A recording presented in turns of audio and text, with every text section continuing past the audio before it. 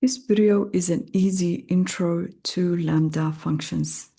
We'll start by showing a regular function that takes two arguments, x and y, and returns their sum.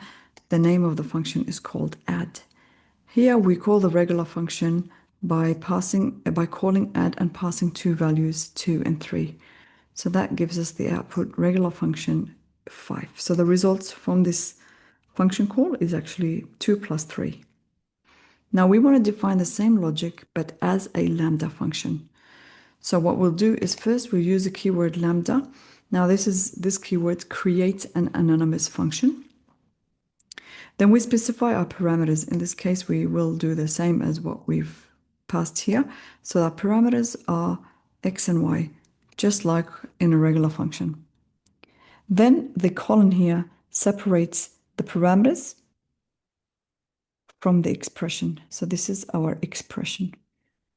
Now, x plus y is the single expression that gets automatically returned. So this is the return, what will be returned from this lambda function.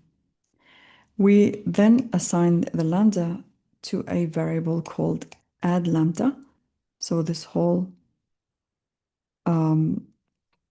lambda will be assigned to a variable called add lambda. So we can call it just like a normal function. So here is how we can call it.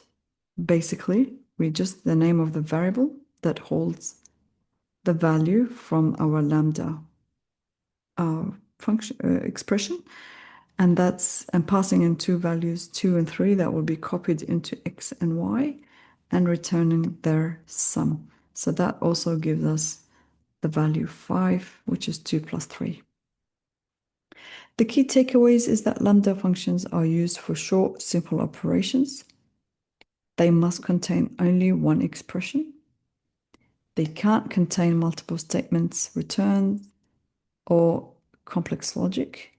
They are useful when you don't want to define a full function with the keyword def.